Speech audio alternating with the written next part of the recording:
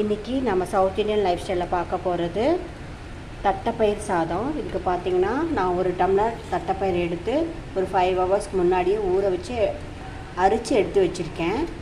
அதுக்கப்புறம் 2 டம்ளர் சாப்பாடு ஊற வச்சுருக்கேன், 4 டம்ளர் தண்ணி ஊற்றிருக்கேன்.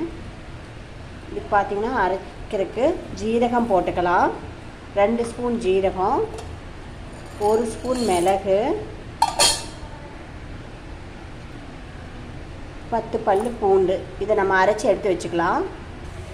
இது ஈஸியாக குக்கர்லேயே பண்ணிடலாம். இப்போ நான் அடுப்பில் ஒரு குக்கர் வச்சுட்டு சூடானோடனே எண்ணெய் ஊற்றிக்கலாம். நான் கடலை எண்ணெய் தான் ஊற்றுறேன். 2 ஸ்பூன் எண்ணெய் ஊற்றிக்கலாம். எண்ணெய் காஞ்செண்ணையும் வெந்தயம் 1 ஸ்பூன் போட்டுக்கலாம்.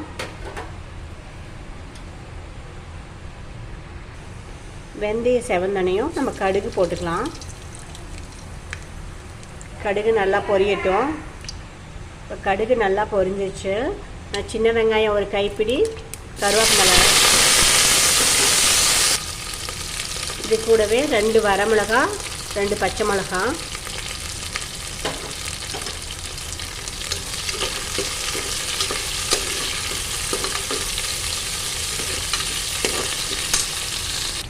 இப்போ வெங்காயம் பொன்னிறமாக வணங்கிடுச்சு. இப்போ நம்ம தக்காளி ஆட் பண்ணிக்கலாம். நான் ஒரு பெரிய தக்காளி கட் பண்ணி வச்சுருக்கேன்.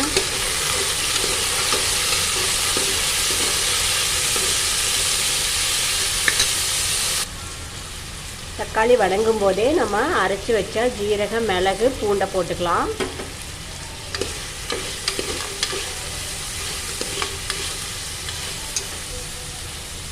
மஞ்சத்தூள் போட்டுக்கலாம். 1 ஸ்பூன் மஞ்சத்தூள் போட்டுருக்கேன். சின்ன ஸ்பூனு, பெரிய ஸ்பூன் இல்லை. சாம்பார் தூள் 1 ஸ்பூன். உப்பு தேவையான அளவு போட்டுக்கலாம். நான் 2 ஸ்பூன் உப்பு போட்டுக்கிறேன். நல்லா வதக்கிக்கலாம்.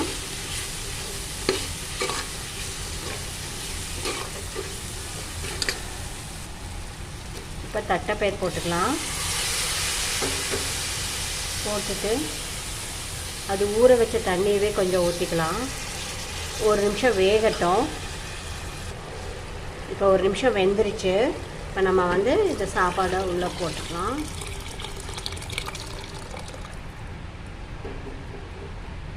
இப்போ நம்ம ரைஸை உள்ளே போட்டுட்டோம். இப்போ இந்த ஸ்டேஜில் உப்பு காரம் பார்த்துட்டு, உப்பு கொஞ்சம் பத்தலை ஆட் பண்ணிக்கிட்டேன் நான். நீங்களும் உப்பு பத்தலைன்னா ஆட் பண்ணிக்கலாம். இப்போ குக்கரை மூடி 1 விசில் விட்டு எடுத்துக்கலாம். இப்போ பார்த்திங்கன்னா தட்டைப்பயிர் சாதம் ரெடி ஆயிடுச்சு. இது ரொம்ப டேஸ்ட்டாக இருக்கும். சீக்கிரம் செஞ்சிடலாம். இன்க்ரீடியன்ட்ஸ் பார்த்திங்கன்னா ரொம்ப கம்மியான இன்க்ரீடியன்ட்ஸ் தான். அதனால் சீக்கிரம் செஞ்சிடலாம். நீங்கள் வீட்டில் ட்ரை பண்ணி பாருங்கள். நல்லா கலரிட்டு